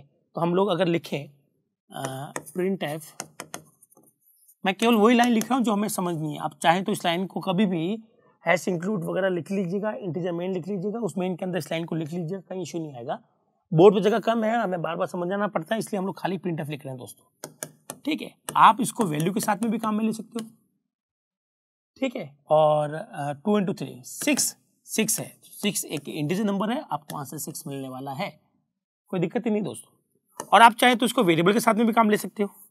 कैसे? आप 2 वेरिएबल बना लीजिए, 2 और b की वैल्यू 3 कर दीजिएगा, फिर आप लिख दीजिएगा print f a into B. यहाँ पर भी सेम काम हो रहा है, 2 और 3 को मल्टीप्लाई किया जा रहा है, आंसर 6 आ रहा है। 6 को प्रिंट करने के लिए एक %d, क्योंकि एक इंटीजर है, और आपको आंसर 6 मिल जाएगा, तो कोई दिक्कत नहीं है। ये बिल्कुल एडिशन सब्ट्रैक्शन के जैसे ही होता है, ये भी काम जो नंबर के साथ भी कर सकता है और वेरिएबल के साथ भी काम करेगा, ठीक है। यहाँ पर कोई इशू नहीं, और आप चाहें तो इसको पॉइंट वाली वैल्यू के साथ भी काम करवाइएगा तो भी कोई इशू नहीं आएगा। तो कैसे करवाएंगे काम पॉइंट वाली वैल्यू के साथ में? तो मैंने लिखा प्रिंट एफ, यहाँ हमने लिख दिया 2.0 इंटू 3.0, ठीक है। तो ये दोनों डबल वैल्यू है, तो आपका आंसर बनेगा 6.0। ये डबल वैल्यू, डबल के लिए हम लोग लगाते हैं LF, LF लगाएंगे तो आपको आंसर मिल जाएगा 6.0, क्योंकि पॉइंट के बाद हमें 6 डिजिट चाहिए तो हम लोग चिपका देंगे, ये हमें आंसर मिलने वाला है। तो ये तो हो गया हमारे मल्टीप्लिकेशन को लेकर बात, बहुत ही सिंपल है, बहुत ही ईजी है, ठीक है। अब हम लोग नंबर 4 पर बात कर लेते हैं डिवीजन की। ये थोड़ा सा मजेदार है डिवीजन, और डिवीजन के लिए हम लोग यूज करते हैं ये बाइनरी का डिवीजन होता है, ठीक है। ये यूनिटी फॉर्म में कभी आता ही नहीं। तो यहाँ डिवीजन की हम लोग बात करेंगे, डिवीजन कैसे काम करता है, किस तरह से काम करता है, उसकी हम लोग चर्चा करेंगे। तो दोस्तों यहाँ पर आपको थोड़ा सा ध्यान देना पड़ेगा, ये थोड़ा सा बाकी वालों से हटकर है, और आप ये कह सकते हो कि यहाँ पर जो डिवीजन होता है वो जो नॉर्मल मैथमेटिक्स में डिवीजन होता है उससे थोड़ा सा डिफरेंस है, ठीक है। वो डिफरेंस क्या है वो भी देख लेंगे हम लोग। तो दोस्तों हम बात कर रहे हैं अभी डिवीजन की, देखते हैं इसका आंसर क्या आता है। तो अगेन ये जो है ये हमारा वैल्यू के साथ भी काम कर जाएगा और वेरिएबल के साथ भी काम कर जाएगा, यहाँ पर कोई इश्यू नहीं है, ठीक है। अब हम लोग बात करते हैं इस तरह की, चलिए इसको हम लोग कैसे यूज करेंगे।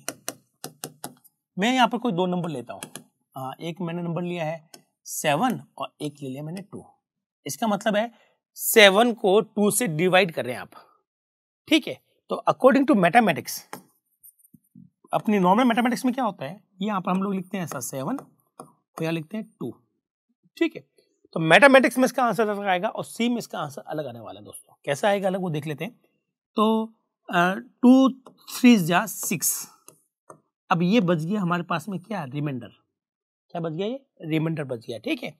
तो और मैथमेटिक्स हम लोग क्या करते हैं, फिर हम लोग क्या करते हैं, यहाँ लगाते हैं पॉइंट, तो ये बन जाता है 10, ठीक है, ये बन गया 10।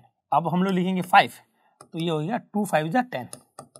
अब रिमाइंडर नहीं है, तो मैथमेटिक्स में 7 को जब 2 से डिवाइड करते हैं तो हमें आंसर मिलता है 3.5। क्या मिलता है, 3.5 मिलता है। लेकिन अगर सी में हम लोग करें तो हमें आंसर मिलता है केवल 3। यहाँ पर 3.5 नहीं मिलता है दोस्तों, यहाँ पर केवल 3 मिलता है। ऐसा क्यों होता है, ऐसा क्यों बनाया गया है, इसको हम लोग एक बार समझ लेते हैं, ठीक है। बहुत अच्छे से समझ लेते हैं कि ऐसा आखिर क्यों होता है, सी में ऐसा क्या हो गया। तो ये जो है सी में एक्चुअली में हमारे पास में 2 ऑपरेटर होते हैं। एक तो होता है डिवाइड, ये आपको केवल क्वोशंट देता है, मतलब केवल आपको भागफल देगा, ये आपको रिमाइंडर नहीं देता। और एक होता है रिमाइंडर ऑपरेटर, ये आपको रिमाइंडर देता है। क्या देता है, आपको रिमाइंडर देता है, मतलब आपको शेषफल देता है। तो सी में क्वोशंट निकालने के लिए और रिमाइंडर निकालने के लिए 2 अलग अलग ऑपरेटर का यूज किया जाता है, ठीक है। कैसे, वो भी हम लोग देख लेते हैं, जो मैं आपको साथ साथ इसको भी समझा देता हूँ, ठीक है। 5th हमारा रिमाइंडर ऑपरेटर, जिसको हम लोग मॉडुलस भी बोलते हैं, रिमाइंडर या मॉडुलस ऑपरेटर। तो ये जो है ये आपको रिमाइंडर देगा, जबकि ये आपको क्वोशंट देगा, भागफल देगा, ये आपको शेषफल देगा। कैसे, आपने लिखा 7 डिवाइड बाई 2, तो आप इसको ऐसा समझिएगा कि 7 में 2 का डिवाइड किया हमने, तो ये 3 टाइम्स क्या आएगा, 2 3 जा 6, और ये आ गया रिमाइंडर 1, ठीक है दोस्तों। तो क्वोशंट जो ये हमारा क्वोशंट है, ये हमारा ये वाला देगा। और अगर मैं यहाँ पे लिखूं प्रिंट एफ यहाँ मिलेगा 7% 2, तो यहाँ पर ये जो परसेंट आपको दिखाई दे रहा है, जिसको हम लोग रिमाइंडर या फिर मॉडुलस बोलते हैं, ये आपको देगा रिमाइंडर, आपको देगा शेषफल। बोले तो आपको ये चीज देने वाला है और ये चीज ये देने वाला है, ठीक है। तो आप देखिएगा 7 डिवाइड बाई 2, तो आपको क्वेश्चन मिल रहा है 3, और ये जो 3 है ये एक इंटीजर टाइप का, तो आपको यहाँ पर डी लगाना है ताकि आपको 3 मिल जाए। ये आपको देगा रिमाइंडर, मतलब आपको ये 1 देने वाला। 1 भी क्या है, 1 जो है हमारे पास में वो क्या है, वो एक इंटीजर है, तो हम लोग यहाँ पर डी लगाएंगे, तो आपको आंसर मिल जाएगा इसका 1, जबकि इसका आंसर आपको 3 मिल रहा है। तो थोड़ा सा आपको यहाँ पर ध्यान रखना पड़ता है, क्योंकि ऐसा मैथमेटिक्स में नहीं होता है। मैथमेटिक्स में 7 को 2 से डिवाइड करेंगे तो आंसर मिलता है 3.5। हमें यहाँ पर 2 अलग अलग टुकड़ों में आंसर मिलता है 3.5 का, 3 अलग मिलता है और रिमाइंडर को हम लोग अलग से ही निकालते हैं। तो अब आप कहेंगे सर ऐसा क्यों बनाया गया है, चलो हम लोग इसकी बात कर रहे हैं कि ऐसा क्यों बनाया जाता है, ऐसा क्यों किया गया है, क्या थॉट है हमारा ऐसा करने के लिए, तो उसकी हम लोग बात कर लेते हैं दोस्तों।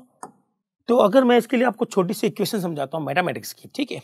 मैं कहता हूँ मेरे पास 60 मिनट है, ठीक है, और 3 सेकेंड है, इन दोनों को मैं ऐड कर रहा हूँ, तो क्या इसका आंसर 63 मिनट आएगा। आप कहेंगे सर ये तो गलत है, क्योंकि आप ऐड नहीं कर सकते मिनट को सेकंड के साथ में, यूनिट दोनों की सेम होनी चाहिए। बिल्कुल सही कहा आपने, मतलब मैंने सुना तो नहीं लेकिन आपने कहा होगा ऐसा मन में, ठीक है। अब मैं लिखता हूँ 60 मिनट प्लस 3 सेकेंड, अब मैं कहूँगा 63 सेकेंड। तो आप कहेंगे सर ये भी गलत है। क्यों गलत है? क्योंकि आपने एक तो मिनट में लिया है, एक सेकंड में लिया, तो आंसर आप कैसे ऐड कर सकते हो जबकि दोनों की यूनिट डिफर है। फिर मैं आपको कहता हूं कि मैंने लिखा है 60 minute plus 3 minute equal to 63 minute. तो आप कहेंगे सर ये एकदम परफेक्ट है। ठीक है, मतलब कहने का मतलब आपने मन में सोचा है, क्योंकि आवाज तो वीडियो में मुझे आएगी नहीं ना, तो ये एकदम परफेक्ट होने वाला है। इसका मतलब है मिनट और मिनट को मैं ऐड करूं तो आंसर मुझे मिनट में ही मिलता है। उसी तरह से 60 second plus 3 second equal to 63 second. तो आप कहेंगे सर ये भी सही है, क्योंकि सेकेंड में आंसर सेकेंड में ही आएगा। तो यहां तक सही है और ये गलत है। इसका मतलब ये हुआ कि यह जो रूल है यहाँ पर यूनिट सेम होने का, ये सी में भी लागू होता है दोस्तों। कैसे लागू होता है वो देख लीजिए आप। मैंने लिखा इंटीजर, ठीक है, मैंने लिखा इंटीजर, तो दो इंटीजर है तभी उन पर काम हो सकता है। और जब ये इंटीजर है तो इसका आंसर भी क्या आएगा? इंटीजर में आएगा। आपको याद होगा मैंने आपको लिखा था ऐसा कि इंटीजर पर कोई भी ऑपरेशन काम में ले, ठीक है, और दूसरी तरफ भी हमारे पास इंटीजर है, तो इसका रिजल्ट हमेशा इंटीजर में ही आएगा।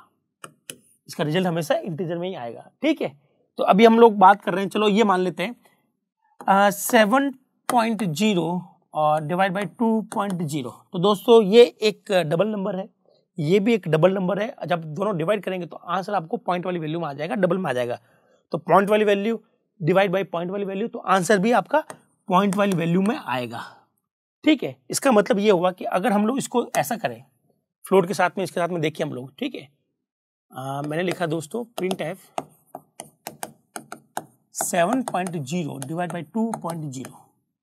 ठीक है, तो मैं कहूँगा दोस्तों यहाँ क्या आंसर आएगा? तो आपको सर पॉइंट वाली वैल्यू डिवाइड बाई पॉइंट वाली वैल्यू, तो आंसर आपका पॉइंट में पॉसिबल है, ये आंसर आएगा। और इसके लिए हम लोग लगाएंगे LF। क्या लगाएंगे? LF, और आपका यहाँ पर 3.5 और ये प्रिंट हो जाएगा। कोई दिक्कत नहीं है, यहाँ पर बहुत सेम है। अगर आप ऐसा भी लिखते हैं दोस्तों, यहाँ पर मैं लिख देता हूँ 7 और 2, तो 7 में से 2 डिवाइड करेंगे तो ये इंटीजर और एक ऑपरेटर आ गया, तो आंसर इंटीजर में आएगा 3। और 3 को प्रिंट करने के लिए %d लगाएंगे हम लोग, सॉरी %d लगा चुका हूँ तो खाली d लगा लेंगे हम लोग, और आंसर हमें मिल जाएगा 3। ये भी सही है। ठीक है, और अब बात करते हैं इस क्वेश्चन की कि 7 में से %2 लगाता हूँ तो ये देगा इसका रिमाइंडर। क्या देगा? इसका रिमाइंडर। कैसे देगा? 7 में 2 का कितने टाइम्स गया? 3 टाइम्स। रिमाइंडर कितना बच गया? 1, तो ये आपको देगा 1। ठीक है, तो 1 दे रहा है तो हम यहाँ पर d लगाएंगे तभी तो उसको 1 प्रिंट करेगा वो। ठीक है, अब ये सबसे इंपॉर्टेंट है और ये बहुत से एग्जाम में आता है दोस्तों, जैसे कि 7.2.0, इसका आंसर बताइएगा। अगर मैं यहाँ LF लिखूं तो इसका आंसर एरर। क्या है इसका आंसर? एरर। एरर क्योंकि % जो है, ये याद रखिएगा आप दोस्तों, % कभी भी पॉइंट वाली वैल्यू के साथ में काम नहीं करेगा। मतलब ना तो ये फ्लोट के साथ काम करेगा, ना डबल के साथ, या ना लॉन्ग के साथ। % केवल और केवल इंटीजर के साथ काम करता है। ठीक है, ये याद रखेंगे। तो यहाँ पर ये एरर है, ये इंपॉर्टेंट क्वेश्चन है, बड़े बड़े कैंपस में ये क्वेश्चन आता है दोस्तों। इसको बहुत अच्छे से देख लीजिएगा, कहीं भी चूक नहीं होनी चाहिए कि ये जो % है, जिसको हम लोग मॉडुलस या रिमाइंडर ऑपरेटर कहते हैं, ये केवल इंटीजर के साथ में काम करता है। ये हमारा पॉइंट वाली वैल्यू, जिसको हम लोग रियल वैल्यूज कहते हैं, उसके साथ में ये काम नहीं करता। अगर आपने ऐसा लिखा है तो हमारा कंपाइलर आप पर एक चमकती हुई एरर दे देगा कि भैया ये आपने गलत कर दिया है, तो हमें ये यूज नहीं करना है। क्लियर है? हम यहाँ पर जो बात कर रहे हैं वो ये बात कर रहे हैं कि अगर हमारे पास में डिवाइड है और दोनों तरफ रियल वैल्यू है तो आंसर भी इसका रियल में आ रहा है, ये सही है। इंटीजर है, इसको अगर हम लोग डिवाइड कर रहे हैं तो इसका आंसर भी इंटीजर में आएगा, ये भी सही है। ये इंटीजर है, उसके बीच में हमने % या मॉडुलस ऑपरेटर का यूज किया है और उसका आंसर भी इंटीजर में आएगा, क्योंकि ये इंटीजर तो आंसर भी इंटीजर में आएगा। ये भी करेक्ट ऑप्शन है, लेकिन रियल नंबर के साथ में % का यूज नहीं किया जा सकता, ये एरर है। अब आप सोच रहे होंगे सर % में ऐसी क्या तकलीफ है कि इसके साथ में यूज नहीं किया जाता। तो पहले तो आपको मैं ये समझा देता हूँ कि % के साथ में एरर क्यों आती है जब इसके साथ में हम लोग रियल नंबर या कोई भी फ्लोटिंग पॉइंट वाली वैल्यू यूज करते हैं। तो अब इसका एक्सप्लेनेशन आप थोड़ा सा सुन लीजिएगा, बहुत ईजी एक्सप्लेनेशन है इसका। तो यहाँ बात कर रहे हैं तीनों क्वेश्चन की, आप थोड़ा सा देखिएगा। अगर मैं लिखूँ 7 डिवाइड बाई 2, ठीक है, और अगर मैं लिखता हूँ 7 %2। तो क्या हो रहा है वो आपको एक बार देख लेना है, ठीक है। तो आप कहेंगे कि सर यहाँ पर कुल मिलाकर ये हुआ है कि आपने यहाँ पर 7 लिखा, 7 को 2 से डिवाइड किया, ये आपको देगा भागफल क्वोशंट, ये आपको देगा रिमाइंडर बोले तो शेषफल। तो 7 में 2 का 3 टाइम्स जाएगा डिवीजन और यहाँ आ जाएगा 6 और ये बच गया 1।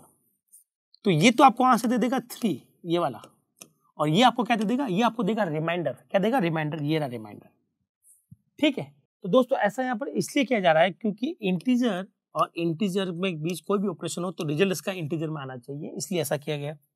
ये इंटीजर इसका रिजल्ट भी इंटीजर में आना चाहिए, तो ये हमने कर दिया, ये 1 हमने यहाँ पर शो कर दिया कि इसका रिजल्ट ये 1 आएगा, ठीक है।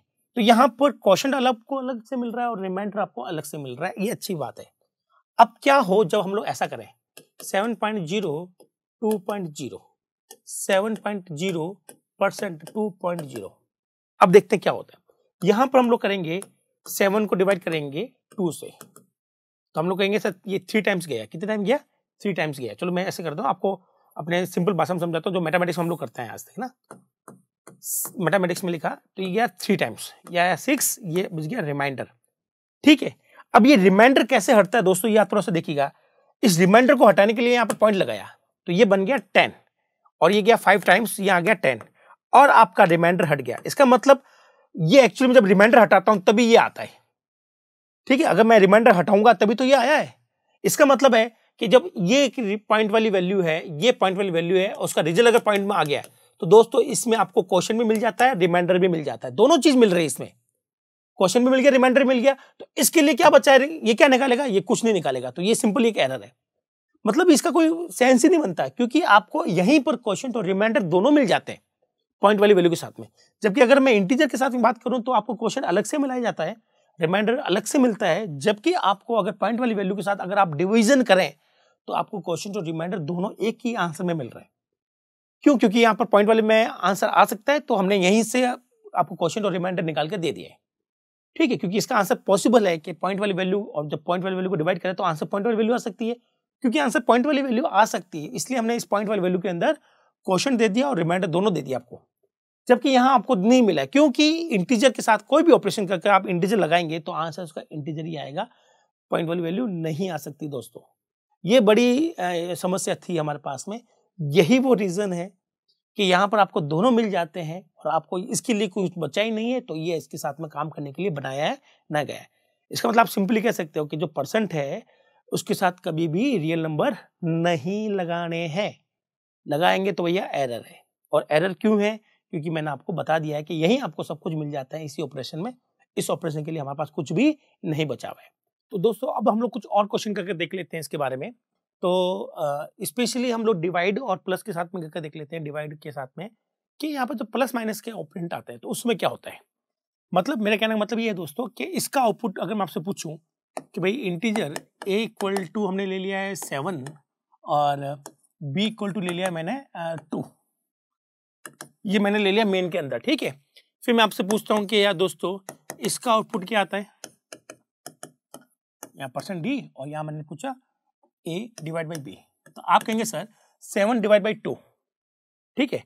यहाँ पर 7 डिवाइड बाई 2 और इनका आ जाएगा क्वोशंट, तो 7 में 2 का डिवाइड कितना जाएगा 3 बार, तो इसका आंसर आ जाएगा 3, ठीक है। अब मेरा क्वेश्चन ये है कि अगर आपने यहाँ पर -1 रखा तो एक्चुअली में आप -7 डिवाइड बाई 2 करेंगे तो आंसर क्या आएगा। तो अगर अब इस केस में आंसर आपका दोस्तों आ जाएगा -3, क्या आ जाएगा दोस्तों -3 आने वाला है, ठीक है। और अगर मैं यहाँ पर करूँ ये दोनों माइनस होते तो आप कहते सर अब क्वेश्चन ऐसा बनता -7 डिवाइड बाई -2, इसका जो आंसर आता है वो आंसर आता है पॉजिटिव है, तो ये माइनस माइनस कैंसिल हो जाते हैं, तो इसका आंसर आता है प्लस का 3, मतलब खाली 3 आपको दिखाई देता, ठीक है। और अगर मैं ऐसा करूं कि इसको यहां से हटा देता हूं, ठीक है, और फिर देखते हैं क्या आता है। फिर आता है हमारे पास में 7, जैसे हमने लिखा a डिवाइड बाई b, तो ये होता है 7 डिवाइड बाई -2, तो इसका आंसर भी क्या आता है दोस्तों, इसका आंसर भी -3 आता है। इसका मतलब अगर दोनों में से एक भी माइनस है तो आपको जो रिजल्ट मिलेगा वो मिलेगा माइनस में, अगर दोनों ही प्लस है या दोनों ही माइनस है तो उस केस में आपको रिजल्ट मिलेगा पॉजिटिव। तो मैं आपको ये सामने सारे लिख दूं क्या, ज़्यादा अपने लिए आसान हो जाएगा।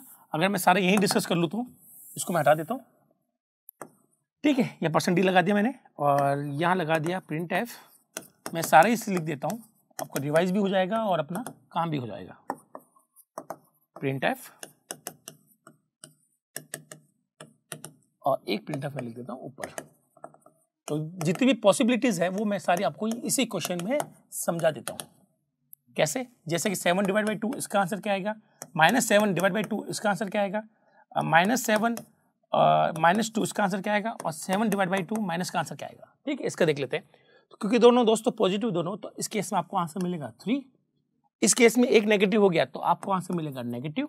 इसमें भी अगर दोनों नेगेटिव है तो आपको आंसर मिल जाएगा पॉजिटिव का 3, और अगर नीचे वाला भी नेगेटिव है तो आंसर मिल जाएगा नेगेटिव का 3। तो इस तरह से हमारा सी इस ऑपरेशन पर ये रिजल्ट प्रोड्यूस करता है।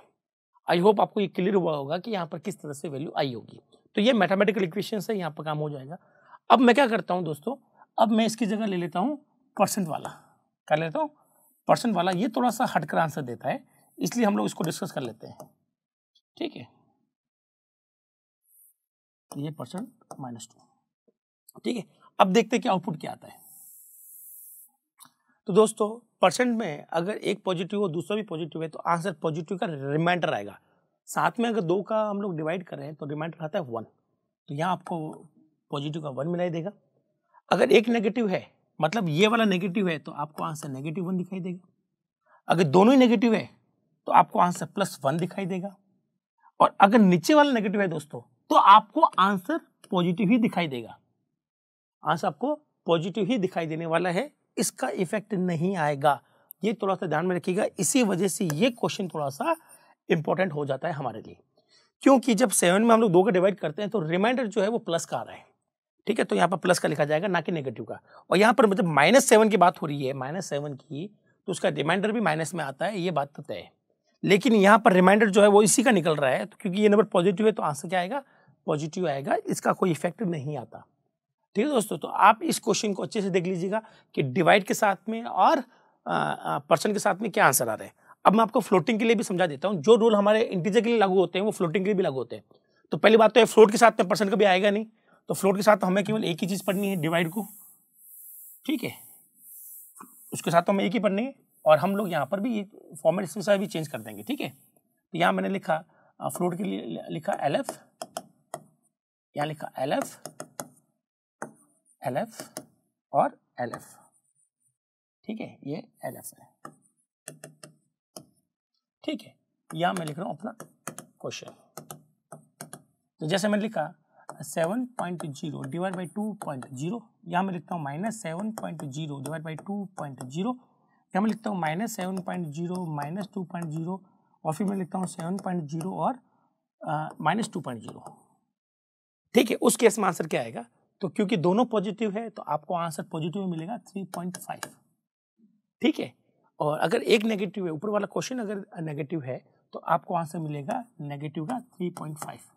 तो यहाँ पर पॉजिटिव का मिल रहा है। ठीक है दोस्तों, ये पॉजिटिव है, दिखने में आपको ऐसा लग रहा होगा नेगेटिव था। अगर दोनों नेगेटिव है तो दोनों आपस में कैंसिल हो जाएगा, आपको आंसर मिलेगा 3.5 पॉजिटिव का, और यहाँ पर अगर एक भी नेगेटिव है तो आपको आंसर नेगेटिव में मिलेगा। और इसके साथ में ये 5 इसके साथ में हम लोग परसेंट का तो यूज कर ही नहीं सकते फ्लोटिंग के साथ में।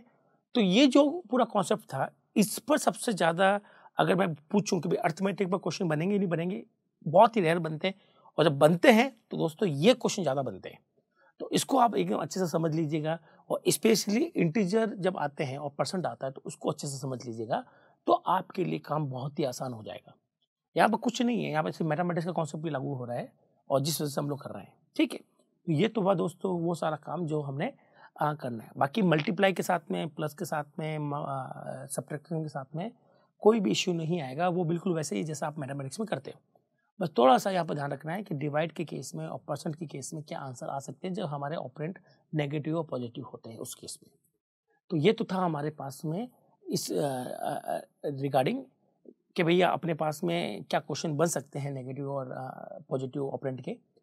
तो अब हम लोग नेक्स्ट टॉपिक करेंगे यूनरी ऑपरेटर। ठीक है, तो चलिए यूनरी ऑपरेटर हम लोग करते हैं। तो चलिए फटाफट देख लेते हैं कि यूनरी ऑपरेटर कैसे होता है। ठीक है, चलिए अब हम लोग बात करेंगे यूनरी प्लस की। ठीक है, ये वाला। अब यूनरी ऑपरेटर जो है वो हमारे वैल्यू के पहले आते हैं। ठीक है, वो कैसे आते हैं वो भी हम लोग देख लेते हैं। मान लीजिए मैंने ऐसा लिखा प्रोग्राम printf, ये भी जो है हमारे वेरिएबल के साथ में भी हम लोग अप्लाई कर सकते हैं और नंबर के साथ में भी अप्लाई कर सकते हैं सीधा। जैसे मैंने नंबर लिखा है 23, आप यहाँ पर प्लस लिख सकते हैं, ठीक है। और जब आप इसको प्रिंट करेंगे तो इसका आंसर 23 ही आएगा। मतलब ये जो प्लस है ये हमें आउटपुट पर दिखाई नहीं देता। मतलब अगर आप इसको ये भी लिखते हो इस तरह से तो भी दोस्तों ये 23 जो है वो प्लस का माना जाता है। बड़ी बात ये है कि दोस्तों अगर आपने प्लस लगा भी दिया है तो आपको आउटपुट पर जो है प्लस दिखाई नहीं देता। हाँ, अब ऐसा नहीं है कि कभी हम लोग देख नहीं सकते, तो उसके लिए हम लोग यहाँ पर कुछ ऐसा कुछ अरेंजमेंट करेंगे कि आपको यहाँ पर प्लस है तो प्लस दिखाई देगा, माइनस तो माइनस दिखाई देगा। ये हम लोग नेक्स्ट टॉपिक में पढ़ने वाले हैं कि अगर हमें सही फॉर्मेट देखना है, चाहे वो ऑक्टल के लिए भी हो चाहे हेक्साडेसिमल के लिए भी हो, कि सर प्लस है तो प्लस दिखाई दे, माइनस हो तो माइनस दिखाई दे, माइनस तो वैसे भी दिखाई देता ही है, तो उस केस में हम लोग अलग से ही पढ़ेंगे फॉर्मेटेड आउटपुट, उस नाम से पढ़ेंगे, जहां हम ऐसा कोई मैकेनिज्म लगाएंगे यहाँ पर ताकि हमें आउटपुट पे भी कुछ इस तरह से दिखाई दे। लेकिन अभी तक वो मैकेनिज्म लगाया नहीं हमने, तो अभी हमें ऐसे ही दिखाई देगा दोस्तों, ठीक है। तो ये तो हो गया हमारा प्लस का। और यहाँ हम लोग बात कर लेते हैं, चलो माइनस की बात कर लेते हैं। तो हमने यहाँ पे लिखा सपोज करो माइनस, तो आउटपुट पर आपको माइनस जरूर दिखाई देगा, उसके लिए कुछ एक्स्ट्रा आपको करने की जरूरत नहीं है। तो आपका जैसे -23 है तो आपको आउटपुट में -23 दिखाई देगा, ठीक है। लेकिन प्लस के लिए इशू आता है कि प्लस दिखाई नहीं देता हमें आउटपुट पर, और वैसे वैल्यू वही रहती है, दिखाई नहीं देता, वो उसका कोई अलग रीज़न है। तो बट ऐसा नहीं है कि प्लस नहीं दिखाई देता वो प्लस का नहीं है, वो प्लस का ही रहता है। तो यहाँ तो हमारा हो गया नंबर। अगर मैं यहाँ पर दोस्तों पॉइंट वाली वैल्यू ले लूँ और पॉइंट वाली वैल्यू ली और हम लोग यहाँ पर लगाएंगे LF, क्योंकि ये डबल है, डबल के लिए तो हमें आंसर क्या मिलेगा, हमें आंसर मिलेगा नेगेटिव का ऐसे, ठीक है। तो हमें ये आंसर मिल जाएगा। तो ये हम लोग जो माइनस है ये हम लोग इंटीजर के साथ भी अप्लाई कर सकते हैं और फ्लोट के साथ भी अप्लाई कर सकते हैं, प्लस भी अप्लाई कर सकते हैं दोस्तों। प्लस करेंगे तो अगेन आपको प्लस दिखाई नहीं देगा, ठीक है। तो ये तो हो गया हमारा प्लस का। आप इसको वेरिएबल के साथ भी अप्लाई करिए, कोई इश्यू नहीं आएगा। बस आपको यहाँ पर वेरिएबल यूज करना है और वेरिएबल के साथ में जब आप इस प्लस का अप्लाई करेंगे तो कोई दिक्कत नहीं आएगी। तो मैं आपके लिए एक बना के ही दिखा देता हूँ वेरिएबल के साथ में इसको अप्लाई कैसे करेंगे, ठीक है। तो मैंने यहाँ पे लिखा है इंटीजर a, जिसकी वैल्यू मैंने कर दी 23। तो a में क्या है, प्लस का 23 है, ठीक है। जब हम लोग प्लस नहीं लिखते तो प्लस का माना जाता है। फिर हम लोग लिखेंगे प्रिंट एफ %d, a, तो ये हमें क्या दे देगा, 23 दे देगा। अगर हम लोग लिखे माइनस तो ये दे देगा माइनस का 23, ठीक है। पर हमने -a लिखा है तो यहाँ पर जो रिजल्ट बना है दोस्तों वो -23 बनाया, लेकिन वो a में नहीं गया वापस। आप समझ लो ना, जैसे a यहाँ पर बनाया तो a की वैल्यू तो 23 है, लेकिन इस ऑपरेशन के अंदर हमारे पास में जो a की वैल्यू थी वो बदल चुकी है, वो -23 हो चुकी है। लेकिन अभी भी अगर मैं खाली a को प्रिंट करूँ, a को अगर मैं प्रिंट करूँ, प्रिंट एफ है ना %a, तो a आंसर में 23 देगा। मतलब ये जो है ये सिर्फ और सिर्फ टेम्परेरी इफेक्ट रहता है, इसका इफेक्ट यहाँ मेमोरी में नहीं जाता। मतलब मेमोरी में तो 23 है और हमने उसको ऑन द स्पॉट जब इक्वेशन में लिखा -a, तो ये यहाँ पर -a की वैल्यू जो है वो 23 हो गई है। तो हमें अब ऐसा समझ सकते हैं इसको कि सर ये जो -a लिखा हुआ है वो एक्चुअली में 23 है और 23 का आगे माइनस लगवा दिया, लेकिन आपका इस वैल्यू में कोई इफेक्ट नहीं आएगा। इसका थोड़ा सा आपको ध्यान रखना होता है, ठीक है। कोई भी ऑपरेटर जब हम लोग अप्लाई करते हैं, ठीक है, चाहे प्लस के साथ में करें चाहे किसी के साथ में करें, तो उसका इफेक्ट यहाँ नहीं जाता सिवाय इंक्रीमेंट डिक्रीमेंट को छोड़कर। इसी वजह से इंक्रीमेंट डिक्रीमेंट के लिए हम लोग अलग से ही वीडियो बनाएंगे, उसमें हम लोग इंक्रीमेंट डिक्रीमेंट की अलग से ही बात करेंगे, ठीक है। बट अभी आप यहाँ पर समझिएगा कि अगर मैंने यहाँ पर लिखा -a, तो a की वैल्यू 23 थी, वो अब यहाँ पर 23 रखेगा, 23 वहाँ पर पुट करेगा, अब ये बन जाएगा माइनस का 23। तो माइनस का 23 केवल इसी इक्वेशन में यही है, वो यहाँ पर वो 23 का 23 है प्लस का। तो जब आप a को दोबारा प्रिंट करेंगे तो आपको आंसर 23 मिलेगा, ना कि माइनस का 23 मिलेगा। तो यहाँ पर चेंजेस करेंगे तो ये इक्वेशन में वैल्यू पुट करना होता है, ना कि यहाँ से इक्वेशन में वैल्यू डालना होता है, ठीक है। ये बिल्कुल वैसे ही दोस्तों, ये कोई अलग से चीज़ मैंने नहीं पढ़ा रहा हूँ। जैसे मान लो मैंने ऐसा लिख दिया है इस तरह से, ठीक है, और मैंने लिखा मैंने यहाँ पर लिख दिया a + b। तो एक्चुअली में यहाँ पर हो क्या रहा है, यहाँ पर a की वैल्यू को पुट किया जा रहा है 23 को, प्लस b की वैल्यू को पुट किया जा रहा है। तो यहाँ पर वैल्यू पुट करने के बाद में a और b में चेंजेस नहीं हो रहे हैं, ये चेंजेस केवल इस इक्वेशन में आ रहे हैं। तो यहाँ पर 25 बना, तो 25 बनकर a में नहीं जाएगा, ठीक है। आप समझ रहे हो इस चीज़ को। तो यहाँ पर हमें रिफ्लेक्शन नहीं देना है, मेमोरी में रिफ्लेक्ट नहीं करना है इस चीज़ को। तो इसका आप थोड़ा सा ध्यान रखें कि यहाँ पर जो रखा गया है, रखने के बाद में इनका कोई यूज़ नहीं होता, इसमें कोई भी चेंजेस नहीं होते। तो अभी इसका आंसर आ गया 25 और 25 प्रिंट कर देगा, आंसर 25 आएगा। और अगर इसके बाद में a की वैल्यू देखूँ तो a की वैल्यू अभी भी 23 ही है। उसी तरह से जिस तरह से मैंने यहाँ पर लिखा हो -a, ठीक है। तो ये तो हो गया हमारा प्लस और माइनस यूनिटरी, प्लस भी हम लोग कर रहे हैं और माइनस भी हम लोग कर रहे हैं। चलो अब इनको थोड़ा मिक्स करके देखते हैं कि किस तरह के क्वेश्चन बनाए जाते हैं, ठीक है। तो मैंने यहाँ पर लिखा दोस्तों इंटीजर a इक्वल टू 5 और यहाँ पर मैंने लिखा प्रिंट एफ यहाँ पर मैंने लिख दिया प्लस माइनस, ठीक है। तो a की वैल्यू क्या है दोस्तों, a की वैल्यू है 5 प्लस माइनस, और प्लस माइनस माइनस बनता है, तो एक्चुअली में ये बन गया -5 और -5 को प्रिंट करने के लिए हमने d लगाया, तो आपको आज क्या मिलने वाला है, -5 मिलने वाला है। तो यहाँ पर हम लोग इस तरह के ऑपरेटर लगा सकते हैं, बस शर्त यह है कि आपको यहाँ पर प्लस प्लस या माइनस माइनस नहीं लगाना है ना। प्लस प्लस माइनस माइनस लगाएंगे तो वो इंक्रीमेंट डिक्रीमेंट बन जाएगा, फिर वो आपका यूनिटरी का नहीं बनेगा। अभी ये यूनिटरी का प्लस है और यूनिटरी का माइनस है, ये दो अलग अलग चीज़ें। अब होता ये है दोस्तों, काफ़ी स्टूडेंट ऐसा कर देते हैं कि सर मैंने यूनिटरी का प्लस लगाया, ए लगा दिया, ठीक है। तो यहाँ पर क्या होगा, अरे यार यहाँ पर ये हुआ कि आपका ये यूनिटरी के 2 प्लस नहीं है, ये एक बन गया ऑपरेटर इंक्रीमेंट वाला। तो यहाँ पर इशू आएंगे, आप कहेंगे सर मुझे यूनिटरी के 2 प्लस लिखने हैं एनी हाउ, ठीक है। अगर आपको यूनिटरी के 2 लिखने हैं तो आप कुछ इस तरह से लिख सकते हैं, जैसे कि एक को मैंने कर दिया प्लस और फिर मैंने दे दिया प्लस। आप इस तरह से यूनिटरी के 2 प्लस यहाँ पर लिख सकते हो। अगर आपने सिंपली 2 प्लस लिखे हैं तो वो इंक्रीमेंट बन जाएगा, जिसका अलग पर्पस होता है, जिसका अलग काम है, जिसकी अलग वैल्यू होती है। तो अभी यहाँ पर देख लेते हैं कि यहाँ पर क्या होने वाला है। तो ये दोनों इक्वेशन दोस्तों अलग अलग है, तो ये इंक्रीमेंट ऑपरेटर है, ये 2 यूनिटरी ऑपरेटर नहीं है। अगर 2 यूनिटरी ऑपरेटर अप्लाई करना है तो आप इस तरह से अप्लाई करें, ठीक है। तो आपको थोड़ा सा क्लियर रहना है कि यहाँ पर ये तो इंक्रीमेंट बन गया और यहाँ पर 2 यूनिटरी अलग अलग है, ठीक है, और ये इंक्रीमेंट है।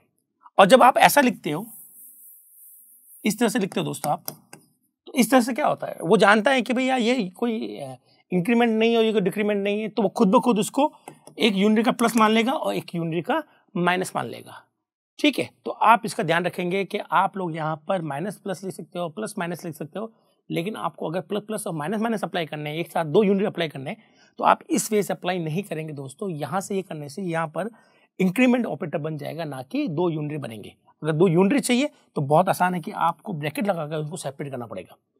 तो यहाँ थोड़ा सा ध्यान रखना पड़ेगा यूनिट के अंदर जब हम लोग उस पर काम कर रहे हैं। तो दोस्तों ये तो थे हमारे अर्थमेटिकल ऑपरेटर, ठीक है। और अर्थमेटिकल ऑपरेटर में हमने देखा कि हमारे पास में अर्थमेटिकल जो ऑपरेटर है वो यूनिटरी भी होते हैं, बाइनरी भी होते हैं, ठीक है। बाइनरी के हमने सारे कॉन्सेप्ट कर लिए हैं, यूनिटरी हमने 2 कर लिए हैं। अब हमारे पास बचा हुआ है इंक्रीमेंट और डिक्रीमेंट। तो दोस्तों इंक्रीमेंट डिक्रीमेंट थोड़ा सा कंफ्यूजिंग होता है, थोड़ा सा बहुत अल्टीमेट कॉन्सेप्ट है, क्योंकि ये मैथमेटिक्स में नहीं होता कॉन्सेप्ट, ये सिर्फ हमारी प्रोग्रामिंग लैंग्वेज में होता है। तो इसको हम लोग एक सेपरेट वीडियो में ही पढ़ेंगे कि इसके क्या क्या रूल्स हैं, कैसे कैसे ये वर्क करता है, ठीक है। तो इस वीडियो में केवल इंक्रीमेंट ऑपरेटर और डिक्रीमेंट ऑपरेटर को छोड़ दिया हमने, वो नेक्स्ट वीडियो के लिए रखा है। बाकी सारे हमने अर्थमेटिकल ऑपरेटर देख लिए, और आप इनके जो क्वेश्चंस आते हैं मिक्स वाले, वो भी हम लोग आगे फ्यूचर में जब एंड होगा ये हमारा टॉपिक, तब हम लोग बताएंगे कि एसोसिएटिविटी क्या होती है, प्रेसिडेंस क्या होती है, कुछ टॉपिक हमारे पास और भी है, वो हम लोग फ्यूचर में करने वाले हैं। तो इस वीडियो में केवल इतना ही, जल्दी ही मिलते हैं नेक्स्ट वीडियो में, तब तक के लिए थैंक यू।